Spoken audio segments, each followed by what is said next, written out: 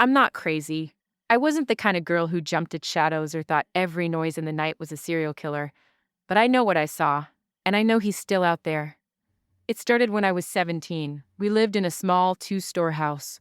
My room was upstairs, facing the street. I liked it because I could watch the cars at night, the street lights glowing orange through the curtains. That first night, I noticed a man standing across the street. Not walking, not talking on a phone, just standing perfectly still, hands in his pockets, head tilted up, watching my window.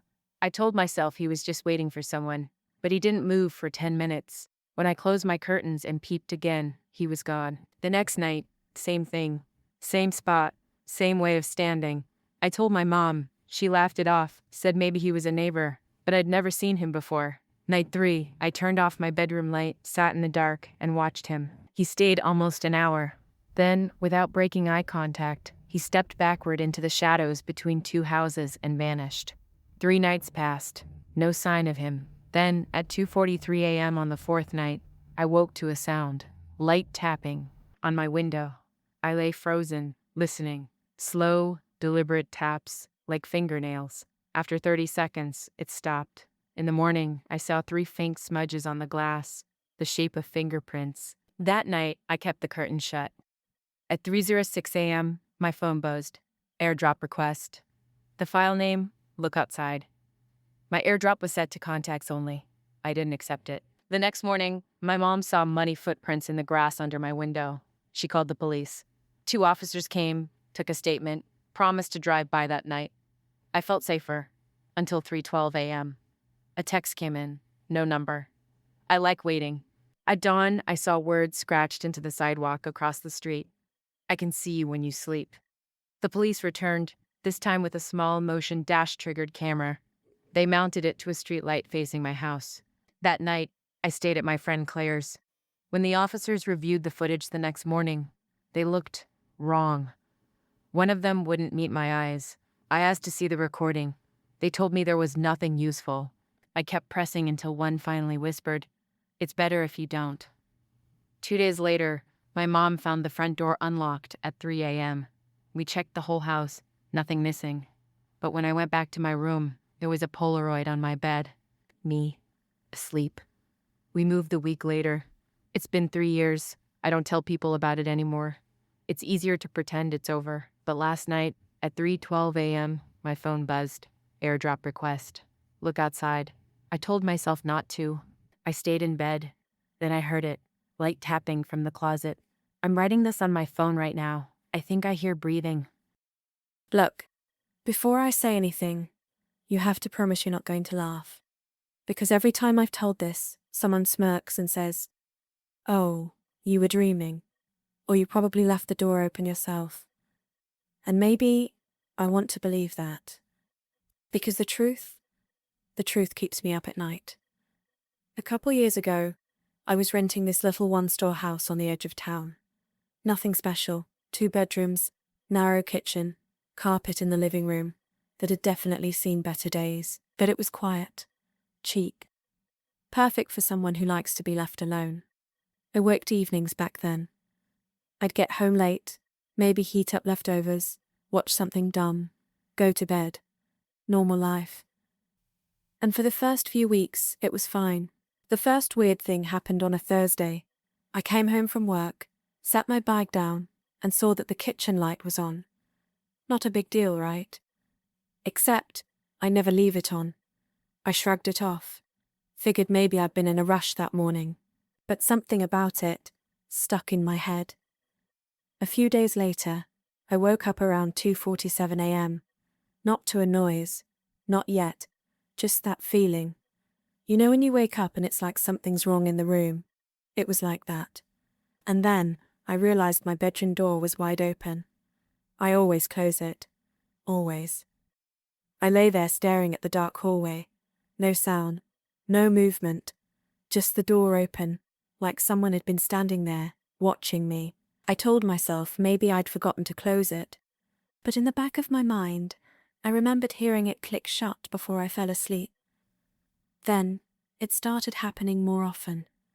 Little things. A spoon in the sink I didn't use. The bathroom mirror smudged like someone had wiped it with their hand. The TV remote moved to the far end of the couch. And then, the toothbrush. One morning, I went to brush my teeth, and the bristles were already wet. Not rinsed wet. Warm, like they'd just been used. I stared at it for a good minute before tossing it in the trash and buying a new one on the way to work. That night, I checked the locks 3 times before bed. 2 nights later, I woke to a sound I will never forget. Breathing. Slow, steady breathing, close enough that I could almost feel it. I froze, trying to figure out where it was coming from. And then, the handle of my bedroom door turned. Not fast, just a slow, deliberate twist. Testing it. It wasn't locked. I didn't move, didn't breathe. The handle stopped, and after what felt like an eternity, the sound faded. The next morning, there was a coffee mug on my kitchen counter, half full, still warm. I called my landlord, told him someone had to be getting inside. He came over, checked all the locks, the windows, even the basement hatch. Everything's sealed tight, he said. Nobody's getting in here without a key. I wanted to believe him, but 2 nights later, that illusion shattered. I woke up at 2:59 a.m. to the sound of my front door opening. I don't remember running outside. I just remember standing in my driveway, barefoot, calling 911. 2 officers arrived, went inside, searched the place. When they came back out, they looked unsettled. They'd found a sleeping bag up there, empty food wrappers, and a little stack of Polaroid photos. All of me, sleeping. Some from nights I'd been in that house for weeks. Some from nights I'd been sure all the doors were locked. And one from that very night. Taken from the end of my bed. I moved out the next morning. I didn't even pack properly. I just grabbed what I could fit in my car. My new place is a top-floor apartment. No attic. Brand new locks. But last week, I woke up at 3:14 a.m. to find my bedroom door open. And on my phone, in the recent photos folder, a picture I swear I didn't take. Of me, sleeping, and in the background, just at the edge of the frame, a man's face, smiling. I wasn't drunk. That's important. I want you to understand that every single thing I saw, every sound I heard, happened when my mind was completely clear. It was a Saturday night in late autumn, cold enough to see your breath. 2 friends from work and I met at a little Italian place downtown. We don't see each other much outside the office, so we made a night of it. Pasta, wine, stupid jokes. The kind of night you don't want to end. By the time we paid the bill, it was almost midnight. We walked outside together. The main street was glowing from street lamps and shop signs, but the side streets were mostly empty. They decided to grab a cab. My place was about a 10-minute walk. Straight line, safe neighborhood. I told them I'd walk. I wish I hadn't. About 2 blocks in, I noticed the sound. Footsteps.